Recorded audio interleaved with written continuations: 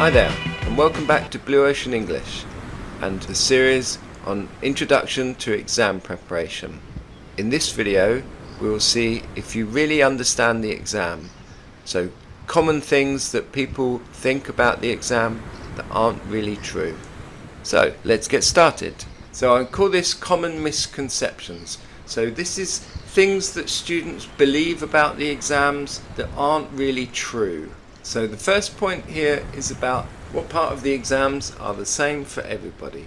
The only area that is different in the exam for different students is the speaking exam. The listening, reading, writing or use of English are all the same for everybody who takes the exam. The speaking exam is a bit different for everybody who does it.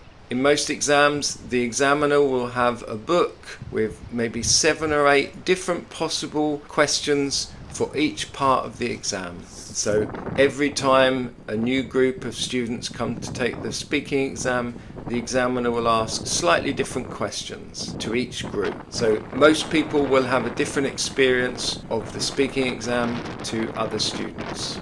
The second thing that is a common misconception, people think that is not true, is that you get punished for speaking too much. So in the speaking exam, what happens is you're given 1 minute to speak maybe about your hobby in the first part.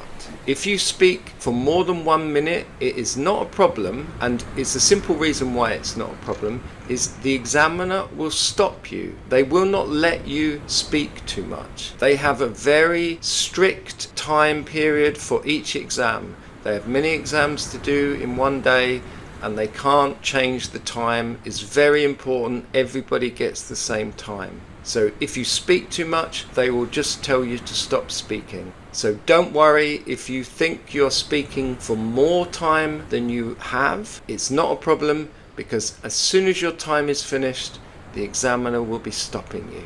The next thing that people think about the exam that isn't true is that if you speak without making mistakes, then you will get a good score. Or if you write without mistakes, you will get a good score. And this isn't really true. What's important is not the mistakes, but are you using nice grammar and nice vocabulary? You get points for these things. So if you speak using simple grammar, simple vocabulary and no mistakes, you will pass the exam, but you won't get a great score. Making mistakes doesn't really lose you points in the exam, but what you need to care about is using nice grammar and nice vocabulary. This is what gets you points in the exam. Being safe, using safe English and worrying about making no mistakes is not the way to pass with a great score. The next point is people think that they can't control what happens in the exam. So especially in the speaking and the writing exam, there are many things that you can control and many things that you can do to prepare yourself so you're able to answer better. That might be learning to describe a picture or a graph, or it might be learning to describe people in photographs, things like this. But there are things that you can do to prepare yourself. You can also control things, for example, in the writing exam. You can control things like the time that you use. So you can use the past tense, or you can use the future. Use the tenses that are comfortable for you to use and that will get you points if you use them well.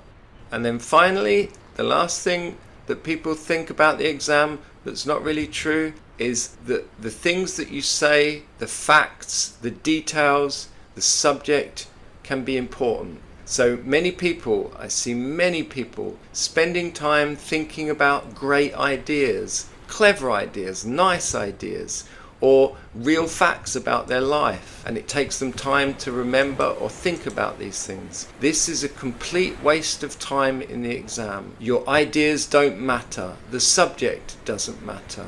All that matters is, are you using nice English to talk about that subject? So the subject can be crazy. You can talk about living on the moon or animals that speak. The subject doesn't matter. It can be crazy. What matters is, how are you using English to talk about this subject? So that's the end of today's video. In this video, we looked at common misconceptions, things that many people misunderstand about taking the exam.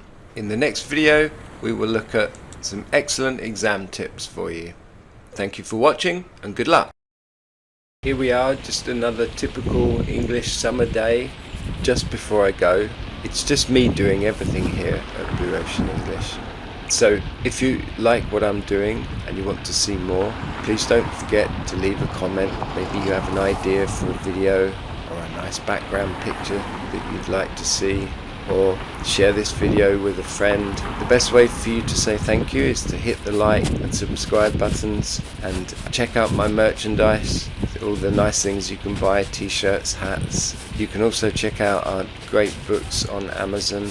There's 3 phrasal verb books, An Ocean of English phrasal verbs, each book with 200 examples, a lovely picture and 3 clear examples of how we use each phrase, and then 3 books for idioms. They're called An Ocean of English Idioms. Also 3 books with 600 idioms, 200 in each book, all with a picture and 3 clear examples of how we use each idiom. Thank you very much for watching, and wherever you are, try to feel English today.